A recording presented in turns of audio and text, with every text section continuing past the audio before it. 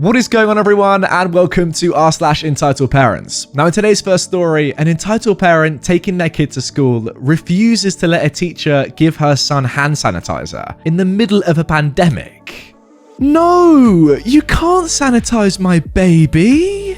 This story took place at my school. I wasn't there to witness it, but my teacher told us about it, so I'm gonna share it. My teacher has door duty, which basically means that she has to stay at the door, sanitizing kids' hands until the bell rings. My teacher was about to sanitize the kids' hands, like normal, but she hears a parent yell at her. It was an entitled mum who screamed, "My kid is not getting sanitized!" My teacher replied, "I'm sorry if you don't want them to, but it is protocol." "But I don't know what's in that, so I'm not giving it to my baby." "Mom, if the school board allows us to use it, it is safe." "But I'm a nurse. If I don't want to give my baby the sanitizer, I won't." "If you want to complain, I'm not the one to speak to." "Stop being so aggressive." To be fair, my teacher can get aggressive, but from what I heard from my teacher and friends, at this point, he wasn't. "Look, I'm sorry if I'm being aggressive, but I have to sanitize your kid's hands." "I'm going to speak to the school board about this." The kid ended up getting their hands sanitized. But later in the day, the entitled mum came back into the school. I don't know what went down, but either way, the entitled mum is stupid. Seriously, you're telling me this entitled mum is a nurse on the one hand, but on the other hand, she doesn't want her kid using hand sanitizer.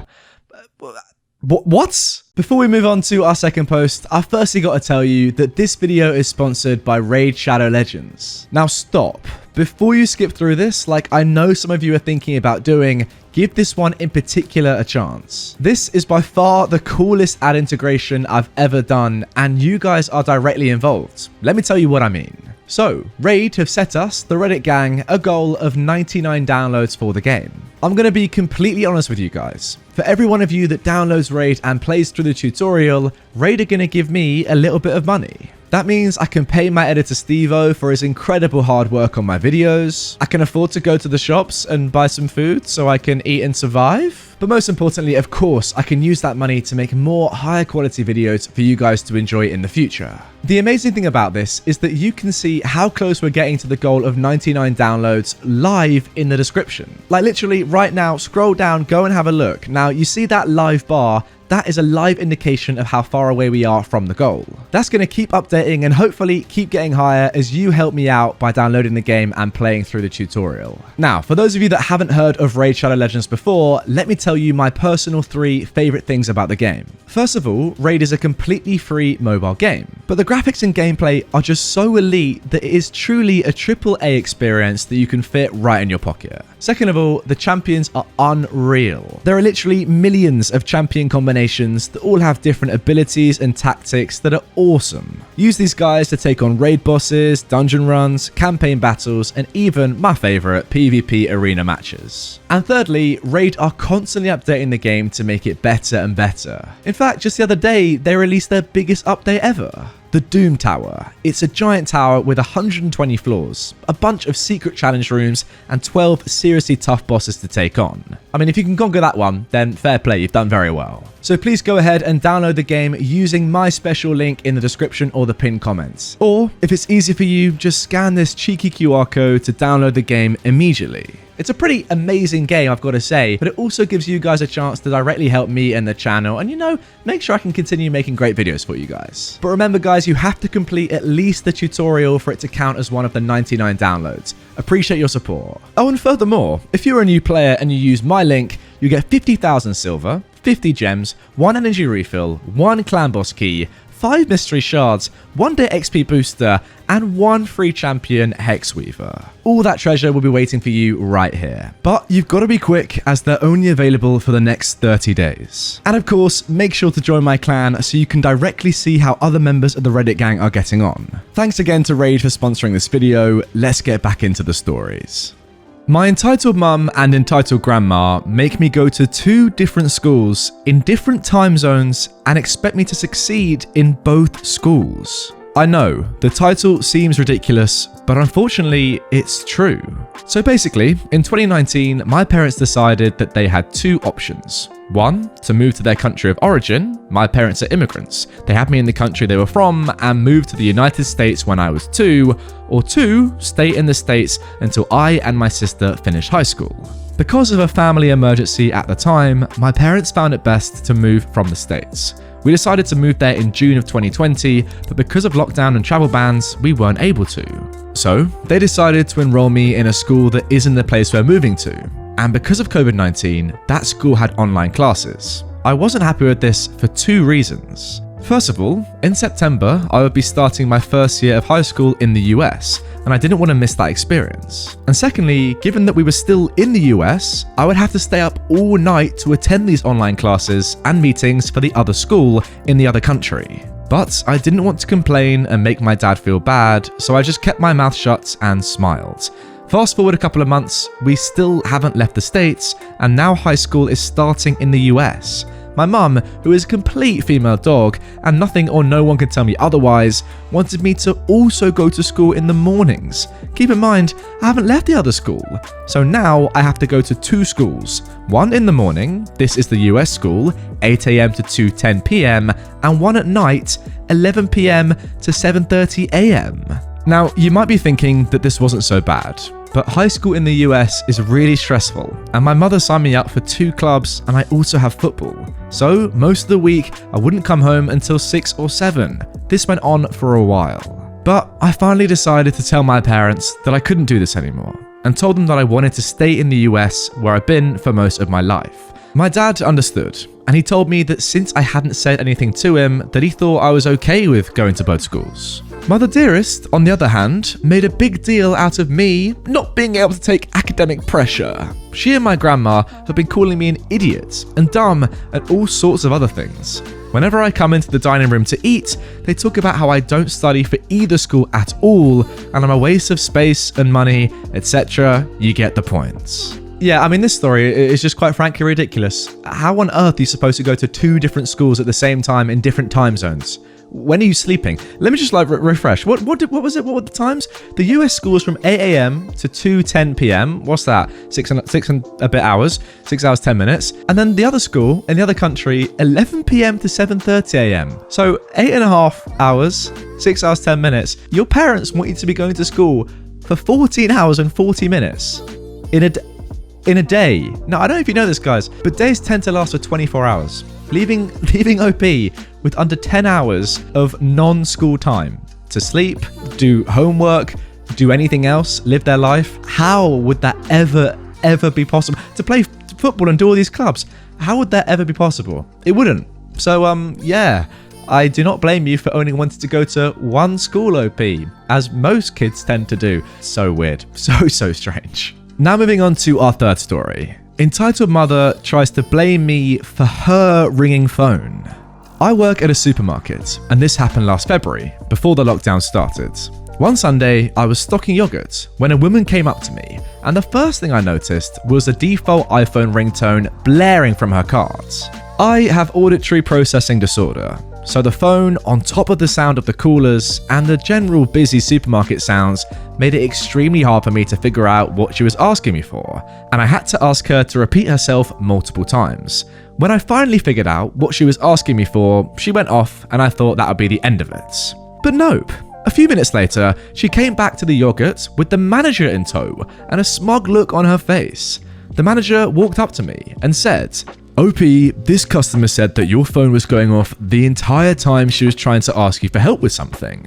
Before I could even start to explain what happened, the woman's phone started going off again, and she said, "There it goes again! I can't believe how rude teenagers are these days." I sighed and turned to my manager and asked, "Sir, may I take my phone out of my pocket to prove that's not my phone?" He responded, "You may." I then pulled my silent Samsung Galaxy S7 out of my pocket and say, "That is the default iPhone ringtone. I have a Samsung." The woman's smug look immediately faded from her face. She reached into her purse and pulled out the still blaring iPhone. Oh, it was my phone. I just saw her Apple Watch and assumed it was her phone because you know how teenagers are with their phones. Two things, I have a Fitbit Versa 2, not an Apple Watch, and I was 29 when this happened. She then answered her phone and walked away while arguing with the person who called her, who I'm going to presume was her kid, based on how she practically yelled, "I'm not getting that for your lunchbox." My manager then turned to me and said, "I'm sorry about that, OP. I didn't think you would do something like that." What the hell? Like, this is such a lose-lose situation for OP. I mean, like, there's nothing you can do about what this customer's just done. She's made you look bad, even though it was okay in the end, but the customer's the one that just walks away and, you know, has no repercussions for saying that it was your phone when it wasn't, making you look potentially bad. Do you get what I'm trying to say? Like, if it had been OP's phone, then the manager would have been annoyed, would have got in trouble, may have even been fired. You never ever know. I don't know what the shop's regulations or rules are about having your phone on silent when you're at work or that sort of stuff. But because it wasn't her phone, it was actually this other random woman who's a customer, the customer has no backlash. They can just walk off and say, "Oh, you know, sorry, that was my mistake." But you get what I kind of mean? Like, it's not really a fair comparison because, you know, it's always going to be a win-win for the customer. Like, either they're right and it was, you know, a worker whose phone was going off, or they were wrong and it was their phone. Who really cares? Doesn't matter to them. They're fine anyway. Or it's a lose-lose for the worker because they look bad whatever really happens. I mean, maybe they don't look bad here, but it's still an annoying thing to have to go through. And OP was probably quite worried at some point that their manager would side with the customer and say, you know, maybe lie with the customer or listen to what the customer's saying who could have lied and got you in a lot of trouble. I've not really worded that very well, and I'm very aware of that. Yeah? So don't abuse me in the comments, but do you overall get what I'm trying to say? Leave a nice comment saying, "Yes, I do," Redditor, in the comments down below, if you do. Alright, let's get on to our final story. An entitled parent and their entitled kid tried to steal my $40 Kirby plush. So, this happened back in December. I was listening to a story about another user who had their purple Yoda plushie stolen, and it immediately reminded me of the Kirby situation I had at the mall. So I want to start this by saying I am a huge Kirby fan. The first game I ever played and fell in love with was Kirby Dream Land 3 on the SNES. Currently, I have a mini Christmas Kirby plush, a small Cook Kirby plush, a Kirby figurine set where you can stack them, a Kirby poster, a Kirby skin for my Switch and dock, and the Kirby Smash amiibo back from Smash 4. One thing I noticed about Kirby is he isn't the most popular Nintendo character when it comes to merch. I mostly see Mario, Pokemon, and Zelda merch. I do love all three, but finding anything Kirby is like finding a unicorn made of gold and diamonds. So, while shopping in the mall with my sister for our nieces and nephews, we stumbled into a collectible shop that was loaded wall to wall with pop figures and other collectibles. I was fixated on the posters they offered, until my sister pointed to a big Cook Kirby plush that they had a few of on the high shelf. Immediately, I beeline to the register while checking my credit card balance on my bank app, begging to know the price of Cook Kirby. The cashier chuckled and told me it was $40. I am now bouncing as if I'm 5 because all I can think about is snuggling my new Kirby plush. My sister handles my lightweight, finding some Dragon Ball toys for our nephews. We check out and the cashier hands me a fresh Cook Kirby in a plastic bag. He bags up my items, and I'm not exaggerating when I say I hugged that bag. Our next stop was a toy store to find Hello Kitty, mermaids, and unicorns for our nieces. While I reached up to get a little Hello Kitty backpack so I can look at it a little closer, I hear, "Mummy, look, it's a Jigglypuff." I wasn't paying attention as I looked over the bag for a price tag and opened it to see how deep it was. I was so fixated on the bag, I didn't realize someone was trying to get my attention until I got tapped on the shoulder. I flinched, but sighed. "Oh, yes?" I was face to face with a sporty looking mum and her 6-year-old spawn. The mum said to me, "Where did you get the Jigglypuff?" I was confused, looking at the Hello Kitty bag in my hand. She rolled her eyes. "No, the toy in your bag." She pointed to my bag where Kirby and his chef hat were peeking out. I now cringe, realizing they confused Kirby for Jigglypuff. "Oh, this is a Kirby, not a Jigglypuff, and I got it from another store on the other side of the mall." "Mum, let's go, I want one," the kid said. "Thank you," said the mum. I smiled, knowing I helped. I thought that was the end of it until my sister and I were in the food court, eating some delicious Philly cheesesteaks. Halfway through devouring my food, I hear a loud, "Oh great, we found you." Because I'm nosy, I turn to see the entitled mum and her kid running up to our table. My sister looks confused. You know her? I shook my head as I sipped my soda, clearing my mouth. So we went to the store and they've ran out of that Jigglypuff plushie. Now my sister is actually a huge Jigglypuff fan. Wait, there was a Jigglypuff plushie? No, sis, they confused Kirby for Jigglypuff. My sister pouted and the entitled mum continued. I was wondering if we can have yours. What? No. But I want it. Oh, come on, you look too old to be playing with plushies anyway. That doesn't matter, I paid for it, it's mine. Oh, come on, she screeches as she reaches for my bag. I hold it close. The entitled kid starts stomping his feet, and at this point, I'm over it. I do not have the energy to deal with you or your kid. The answer is no, and will remain as no until the end of time. Thank you and have a great day. My sister is quietly chuckling into her sandwich. The entitled mum looks as if I just slapped her. I smirk as an idea rattles in my brain. Her kid tries to reach my bag, stomping and kicking his feet. Once I feel the tug, I turn and yell to them in my best Gene Wilder impression, "Good day, sir." At this point, we have turned some heads to our table, and the entitled mum blushes as she snatches her kid and runs off. I love my giant cook Kirby, and I hug him all the time. I mean, last time I checked, I'm pretty sure that Kirby and Jigglypuff looked a little bit different. You know what? I'll do a side-by-side comparison right now. What do you reckon? Do you think they're, confusable? I'm not exactly sure. Yes, they're both pink, but come on. Really? You can't really confuse them, can you? Oh, and we actually, thanks to OP, have a picture of the Kirby plushie that OP bought. I mean, look at this beauty. That is actually very sick. I was not expecting it to be as cool as that. But yeah, I can see why if you paid $40 for that, you'd probably want to just give it away to a random kid who just comes up to you in the store and says, "Give me that Jigglypuff." It's disrespectful. Come on. And yeah, that's a very cool plushie. GG to you for buying it, because I think it looks pretty sick, and if I was in the store, I'd try and steal it from you as well, if that's any sort of compliment to it and being cool.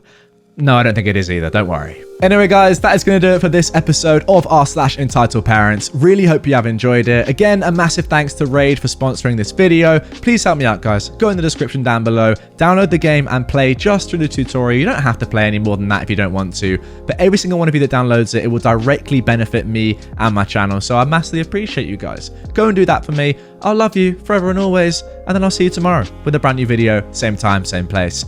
Have a good one.